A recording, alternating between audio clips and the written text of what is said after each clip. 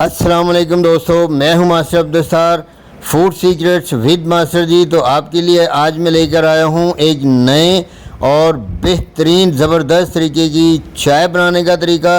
तो ये तरीका यकीनन बहुत कम लोगों ने आजमाया होगा और ये जो चाय बनाने का तरीका है आजकल नेट पे भी बड़ा मशहूर हो रहा है। तो मैंने सोचा मैं भी आपके लिए ओरिजिनल और ऑथेंटिक जो रेसिपी है वो लेकर आऊँ, ताकि आप सही तौर पर एक अच्छी और ज़बरदस्त किस्म की चाय बनाएं, इंजॉय करें और बंदा नाचीज़ को दुआओं में याद करें।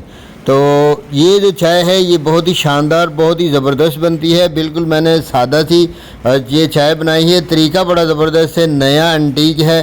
तो आइए जल्दी से हम इसको शुरू करते हैं। तो सबसे पहले हम लेंगे एक पैन, कढ़ाई लेंगे, पैन लेंगे या फ्राई पैन लेंगे या चाय वाला सॉस पान, जो भी लें आप। ये मैंने थोड़ी बड़ी कढ़ाई ली है, मैंने ज़्यादा चाय बनानी है तो इसमें मैंने 4 कप चीनी के और 1.5 कप 4 चम्मच चीनी के और 1.5 चम्मच मैंने डाल दिया इसमें चाय पत्ती का।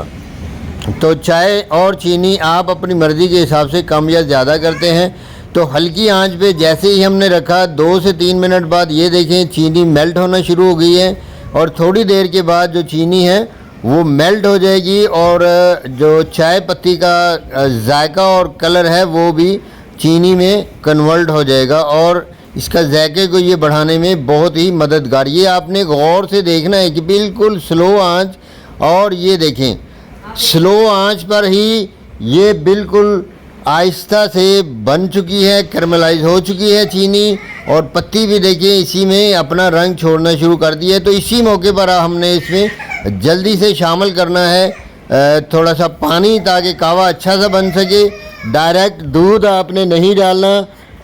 तो ये देखें जैसे ही हमने पानी डाला तो ज़बरदस्त किस्म का उबाल आया है और भाप निकली है बहुत प्यारी सी, और ये देखें कलर कितना प्यारा और ज़बरदस्त बनकर आया है। चीनी आपको ऐसे लगेगी कि जैसे ये तो जम गई है किनारों पर और नीचे भी, लेकिन थोड़ी ही देर के बाद 2 से 3 मिनट के बाद ये जो चीनी कैरमलाइज हो चुकी है ये इस कावे में हल हो जाएगी।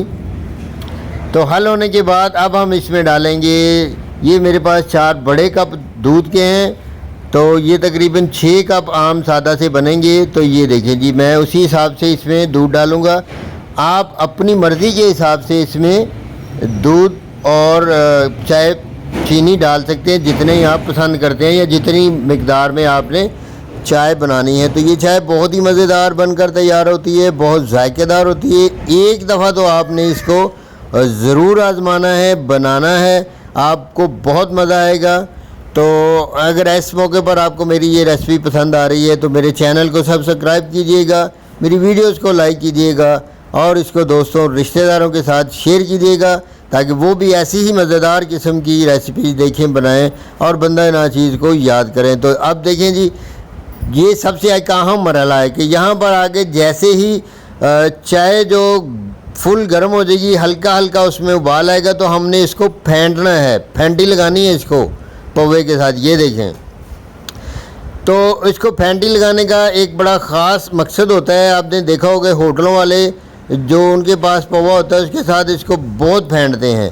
तो इसको फेंटने से ये देखें जी चाय जो है वो अच्छी तरह दूध पत्ती और आपस में इनकी मिक्सिंग जो हो जाती है। और एक ख़ास बात आपने जो याद रखनी है, ख़ास टिप है कि जब तक झाग ऊपर रहेगी चाय की, याद रखें उस वक्त तक चाय कभी भी तैयार नहीं होगी मज़ेदार।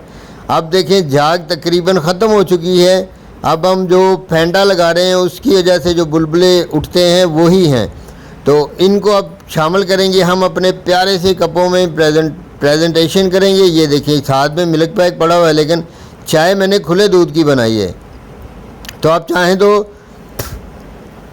मिल्क पैक की भी चाय बना सकते हैं, वो भी बहुत ही इसी तरह मज़ेदार जायकेदार बनती है। तो अगर आपको मेरी ये रेसिपी पसंद आए तो बंदा नाचीज़ को दुआओं में याद